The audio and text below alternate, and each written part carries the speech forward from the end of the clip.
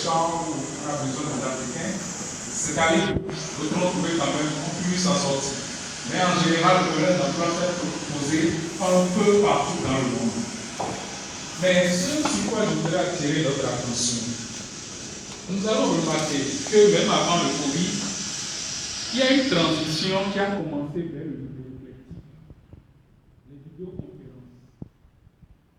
Donc, je voudrais attirer notre attention sur le fait que nous devons plus nous former dans cette nouvelle technologie, être à l'aide de la technologie, à être au point de la technologie.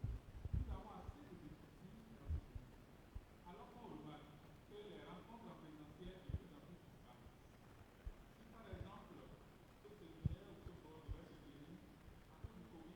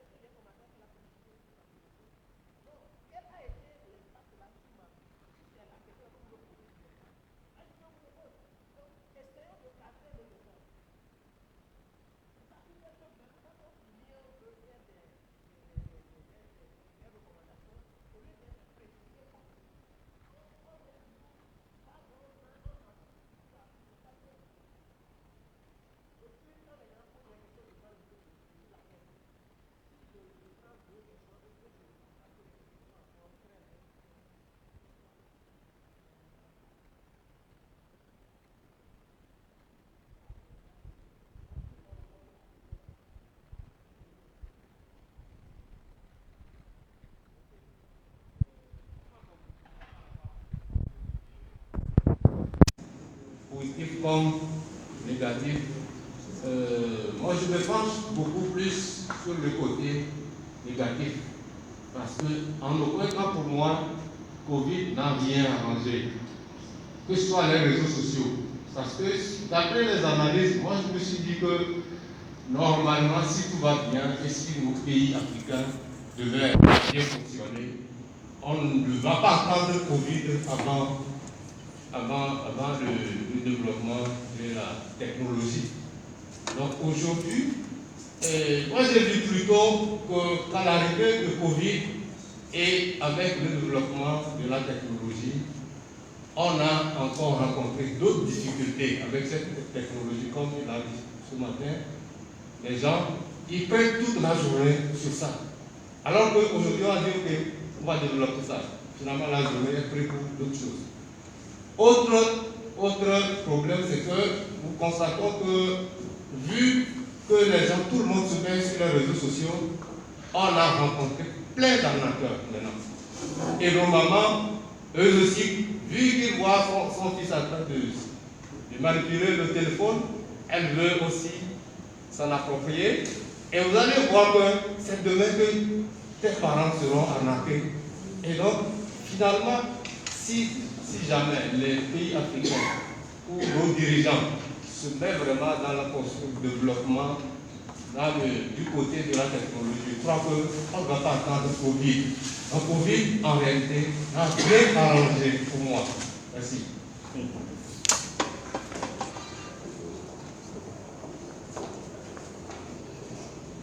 Rapidement, je vais brosser les questions qui nous ont été posées. Alors, merci pour cette question-là.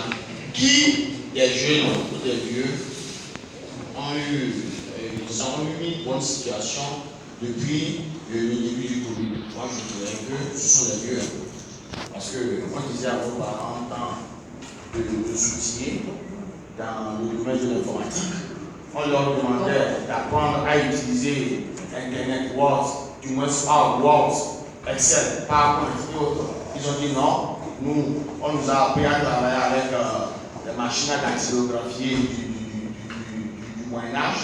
Et maintenant, Covid est venu. Ceux-là sont immédiatement rangés au placard dans les institutions où on demande maintenant de faire du télétravail.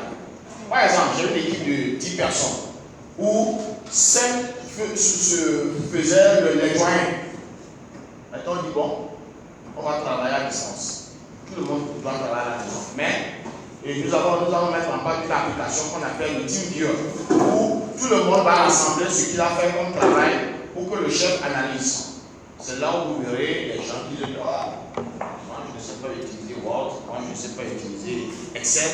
Moi-même, comment faire pour allumer même l'ordinateur? Parce que en temps, c'est l'informaticien seulement qui vient et qui allume l'ordinateur et qui travaille. Soit c'est le secrétaire, soit c'est je sais pas, le commercial et le vieux dans son veste qui ne travaille pas. Faites ceci, faites cela, parce qu'il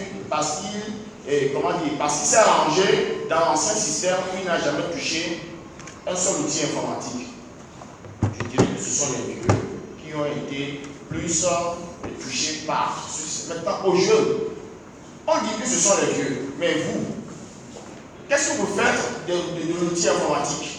Si ce n'est pas aller sur Facebook pour aller arnaquer les gens, bébé, fais-moi fausse, bébé, fais-moi timoni, bébé, fais-moi ceci. Alors que tu as ce temps-là pour utiliser plutôt comment devenir un bon webmaster, comment devenir ceci ou cela, ça veut dire que tu rejoins ce vieux-là qui aussi a laissé tomber l'outil. Maintenant, on voit que toi, tu sais utiliser, mais tu ne fais absolument rien. Moi, je connais des jeunes qui ont le Wi-Fi à la maison, qui n'ont jamais suivi une seule formation en ligne au cours d'une année. Moi, je suis ici devant vous, je vous dis qu'il ne se passe aucun mois, M. Gagné va vous confirmer, où je me forme dans quelque chose. Je ne cesse de me former. Je ne peux même pas compter mes certificats, mes diplômes obtenus hors banc. Ça veut dire que quelqu'un comme moi s'adapte à la situation actuelle où le Covid ne me gêne pas.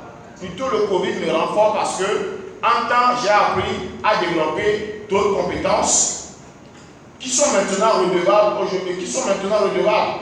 Donc, c'est un conseil pour vous qui ont été impactés par le Covid. Et puis, je dirais aussi quelque chose. Et madame vous posait la question, quelles sont les activités qui sont recommandées de nos jours? Je ne peux vous dire que ce sont les activités qui se font en ligne. Puisque, jusqu'à maintenant, on nous dit qu'on doit vivre avec le Covid.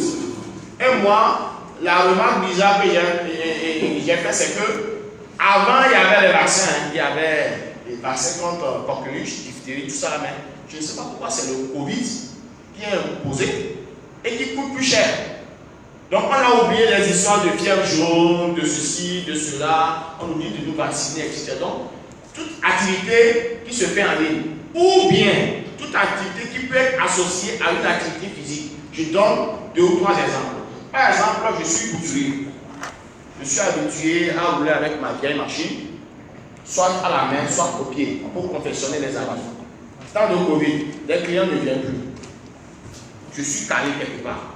Je ne sais plus quoi faire. Alors que je suis ce couturier-là qui s'intéresse au dessin de coupe en ligne. Parce qu'il y a des dessins de coupe qu'on fait en ligne, vous faites les coupes que vous proposez aux gens et la personne ne fera que coudre par rapport au dessin ou bien au modèle que vous avez confectionné en ligne. Si vous êtes un dessinateur comment il s'appelle? Dessinateur de maquette ou bien dessinateur de modèle, vous pouvez arranger votre situation en étant couturier. Un exemple. Second exemple, je prends l'agriculteur. L'agriculteur dit, bon, Covid est là, je ne peux plus aller vendre. C'est faux. Tu peux vendre. Si ton produit est là et que le fait de vendre ce produit est le problème parce que tu ne peux plus aller voir quelqu'un qui est attiré, puisque en temps, on nous a interdit même de voyager entre les régions. Mais si la personne peut se débrouiller pour vous localiser quelque part, d'où on demande aux gens maintenant d'innover. Innover en créant des applications où ça peut faciliter la tâche aux gens. Moi qui suis devant vous, j'ai mis en place une application pour organiser des foires en ligne. Les gens vont me dire, oh, comment est-ce que ça se fait? Vous n'allez pas vous déplacer, mais vous allez faire la foire en ligne en vendant tout ça là. Il faudrait que je vous montre le prototype pour que vous puissiez être inspiré. Et puis, en dernier lieu, puisque moi je ne parle pas trop, il y a, on demande également quelle solution les États pour aider les jeunes. Sincèrement, l'État n'a pas de solution. Sincèrement. Sincèrement, l'État n'a pas de solution. Vous-même, vous devez être vos propres solutions. Si vous attendez l'État, l'État aussi va vous attendre. L'État n'a pas de solution pour vous. Oubliez l'État et innover. Les outils informatiques, c'est pour innover. Avant, pour nous filmer, il faut qu'on aille déplacer un photographe qui vient faire son manchot avec tout ça. Maintenant, mon propre portable peut me filmer pour faire ce que je veux. Donc, proposer des solutions. Je me souviens en temps qu'il y a eu des candidatures de résilience en ligne où on demande aux gens de proposer des solutions pour résoudre les problèmes de Covid. Combien de projets on a eu? Les gens ne sont pas prêts. Donc, en tant qu'Africain, proposer des solutions, n'attendez pas l'État. Merci. Voilà, merci.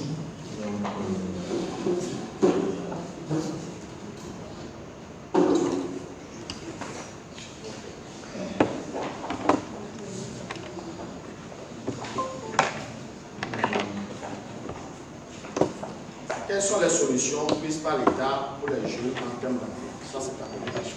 Ok, bon, je vous ferai remarquer que depuis cette pandémie-là, les partenaires financiers ont pu mobiliser un certain nombre de fonds, notamment au niveau de la CEDEAO, où les chefs d'État ont été réunis et on leur a demandé également, d'autres jeunes ont fait partie des délégations qui sont parties à Abuja pour pouvoir rencontrer ces partenaires techniques-là, pour pouvoir réfléchir dans le sens de l'appui apporté aux entrepreneurs africains pour pouvoir remonter un peu la pente à la sortie de cette pandémie-là. Un ami qui travaille au ministère de l'entrepreneuriat des jeunes au Niger m'a fait la confidence que jusque-là, après négociation, jusque-là, l'argent n'est pas encore arrivé. Parce que le problème qui se pose, c'est que la grande partie du financement devrait provenir de ces structures-là, comment on appelle ça, occidentales, qui elles-mêmes aujourd'hui font face à cette crise sanitaire-là. Donc du coup, le plan a été élaboré, mais jusque-là, les fonds ne sont pas là. Parce que les structures qui sont chargées, mobiliser ce fonds-là, elles-mêmes, elles font face à cette crise-là au niveau de leur pays. Donc même les sommes qui ont été actuellement au Niger, bon, puisque c'est un dossier déjà qui a été posé, donc je peux en parler. La question de la Covid a fait en sorte qu'aujourd'hui, il y a des fonctionnaires du ministère de la Santé qui sont retrouvés dans le pétrin et évidemment qui ont essayé de carotter le peu de sous qui étaient destinés à un certain nombre d'entrepreneurs et aux structures sanitaires pour faire face à cette pandémie-là. Et aujourd'hui, probablement dans certains pays également, ils vivent la même situation que ce que nous vivons au Niger. Il y a la mobilisation des fonds pour lutter contre la Covid et de l'autre côté aussi, il y a le comportement de nos concitoyens qui, malheureusement, au lieu d'utiliser cet argent-là, qui devrait servir aux entrepreneurs pour qu'ils continuent de maintenir les emplois de ces jeunes-là, ou bien au centre de santé qui devrait y faire face, malheureusement, le comportement de certains de nos concitoyens font en sorte qu'aujourd'hui, beaucoup de partenaires ne peuvent plus injecter leur argent dans cette lutte contre cette pandémie également, dans le sens de relever l'économie pour pouvoir maintenir le peu d'emplois déjà qui existent pour ces jeunes-là. Donc c'est comme il l'a dit, hein, il y aura des forats, il y aura des séminaires et autres, mais je pense que la solution, c'est vraiment d'identifier un certain nombre d'entrepreneurs qui ont un fort impact au niveau de nos sociétés et leur remettre un certain nombre, ou bien leur faciliter l'accès au financement pour pouvoir maintenir ne serait-ce que le peu d'emplois et poursuivre l'activité. Une amie qui a une structure de livraison, pendant ce qu'elle est en train d'avoir pendant cette pandémie, elle m'a dit qu'elle n'a pas pu l'avoir avant la pandémie. Parce que maintenant, les gens ne peuvent pas faire certaines courses, et du coup, elle était obligée de recruter des jeunes qui conduisent des motos et comment on appelle ça, des fourgonnettes pour pouvoir livrer un certain nombre d'articles syriens. Donc, de ce point de vue, ce sont des activités, je pense, la livraison aussi est une activité que nous négligeons souvent, mais qui peut apporter un plus aux jeunes aujourd'hui qui se retrouvent dans une situation de précarité parce qu'il a perdu son emploi. Donc, il faut qu'on pense dans ce sens-là. Également, le réseautage. Par exemple, maintenant au Niger, vous pouvez retrouver des Nigériens qui font la couture et qui commandent les tissus à partir de Lomé et qui les font acheminer par les gros porteurs et récupèrent de l'autre côté. Et de l'autre côté aussi, il y a des articles qui intéressent les Togolais, les gens envoient. Donc je pense que le réseautage là peut être vraiment une solution également pour joindre les deux que nous, en tant que jeunes, on doit exploiter pour pouvoir s'en sortir dans cette situation. La deuxième question, c'est au Niger, que fait l'État au niveau, dans le cadre de la résolution du Covid? Qu'est-ce que l'État fait concrètement? Est-ce que l'État arrive à aider les jeunes? Bon, c'est ce que je disais tout à l'heure en fait. Ils ont organisé des séminaires. Du point de vue financement, jusque-là, ça tarde à venir en fait. Parce que même le financement de nos États est tangué au financement des structures européennes qui elles-mêmes aujourd'hui font face à cette situation de pandémie. En dernier lieu, quelles sont les activités porteuses en ce moment de Covid-19, les activités qu'il faut exercer maintenant? Quelles recommandations? Comme tu as déjà parlé des activités en ligne, également j'ai donné juste l'exemple des articles qu'on peut transporter, soit par les gros porteurs ou bien pas les bus d'un pays à un autre. C'est-à-dire le réseautage. Aujourd'hui, vous vous retrouvez dans un groupe par exemple où il y a des gens qui sont intéressés par un certain nombre de vous pouvez les faire acheminer via ces structures-là et le paiement également peut se faire par les structures, comment on appelle ça, le téléphonie mobile. Je peux conclure en disant que le Covid-19 va renforcer les synergies entre les jeunes. Les jeux africains, on parle souvent tendance à ça sera plus à l'étranger ici. On est dans le point, tout le monde veut travailler dans son propre coin. Non, ça ne peut pas faire développer l'Afrique. C'est l'occasion, avec cette histoire de Covid, de nous rejoindre dans les communautés jeunes, de nous parler de se dire des choses comme je suis en train de le faire avec mon frère du Niger que je ne connais nulle part. Est-ce que je le connais? Mais on est en train de travailler ensemble comme si on se connaissait depuis très longtemps. Et on a bien animé ce panel. Si quelqu'un dit qu'on n'a pas bien fait,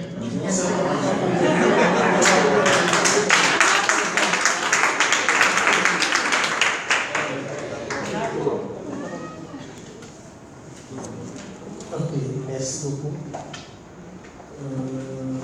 Est-ce qu'il y a...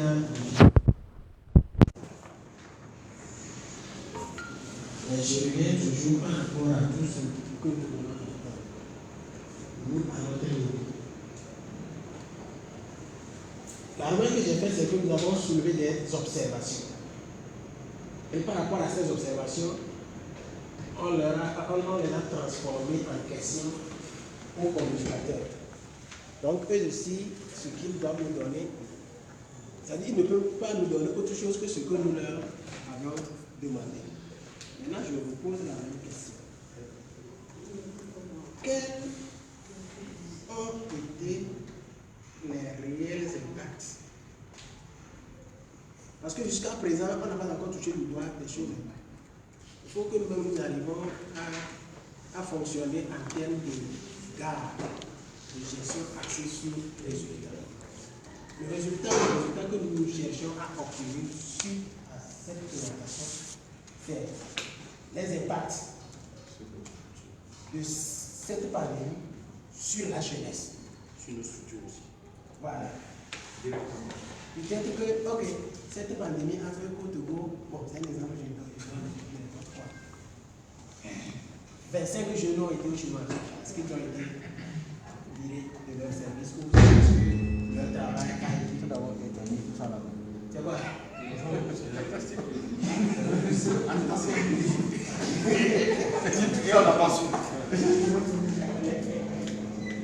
Peut-être que la pandémie a amené, comme nous l'avons dit, à réduire les emplois. Ok. Est-ce que dans la réduction de ces emplois, j'avais posé la question, ça a touché les jeunes ou qui? Si ça a touché les jeunes, comment? Quelqu'un peut dire que non, la pandémie a augmenté le taux de chômage ou de pauvreté chez les jeunes. Là, la personne tend vers la réponse. Comment? Maintenant, quels sont les impacts positifs? Parce que ça ne va jamais être uniquement que des impacts négatifs. Sur nous-mêmes, surtout. Et quand j'entends les questions, ça me fait mal que des questions tournent autour de qu'est-ce que l'État fait. On oublie que l'État, c'est nous. Il n'y a pas quelque part où on va pour dire ici c'est l'État. Non, l'État c'est toi, c'est moi. C'est nous qui formons l'État. Donc au lieu de poser la question qu'est-ce que l'État fait, demandons-nous, nous, qu'est-ce que nous faisons? Nous, en tant que jeunes, qu'est-ce que nous faisons par rapport à cette pandémie? Quel type de résilience nous développons? Encore mes félicitations à nos collègues qui sont venus d'ailleurs. Il y a la pandémie, mais ils ont tout fait pour être là. Moi, j'aurais même voulu que vous leur posiez une question.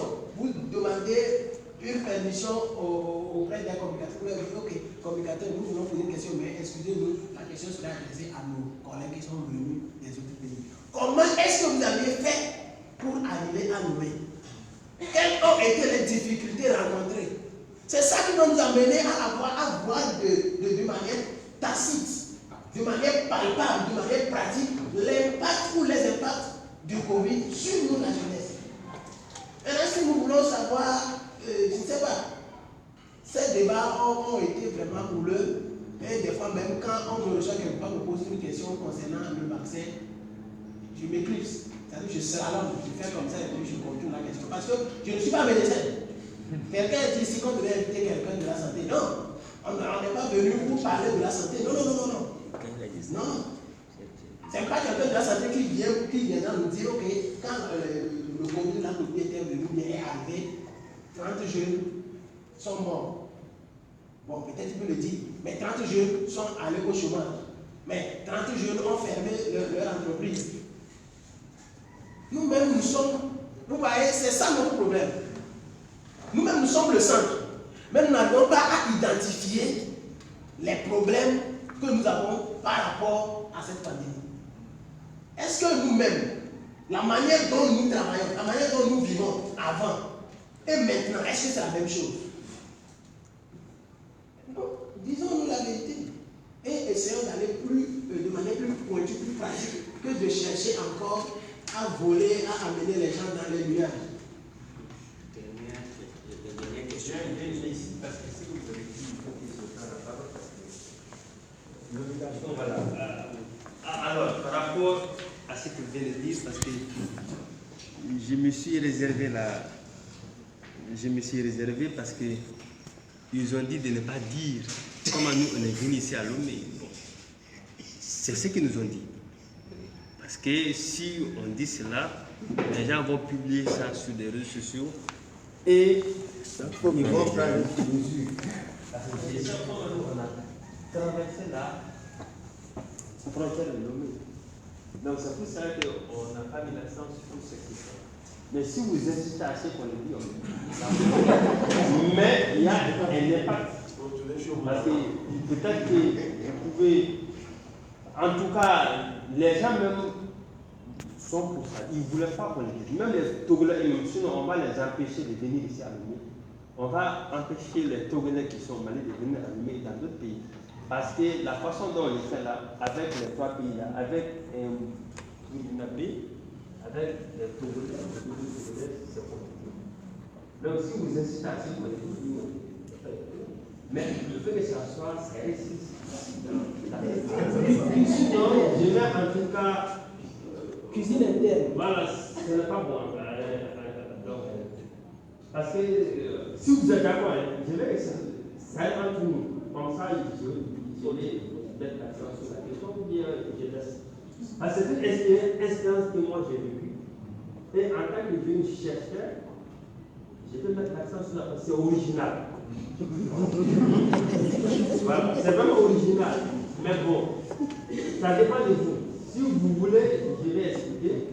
Mais il faut que ça reste ici. Mais sinon, je laisse. Monsieur le Président, voilà. Bon, partagez avec nous. Ça reste entre nous. C'est confidentiel. Hein? Partagez avec nous. Alors, les villages, c'est 50, voilà, le 50, c'est les Togolais de voilà, ils partagent ces villages-là. Donc, quand on arrive là-bas, il y a un Burkinabé qui est venu pour nous expliquer comment ça se fait. Il dit on va essayer de descendre. Maintenant, il y a un autre Togolais qui vient. Il va nous amener à trois personnes. Donc, on marche à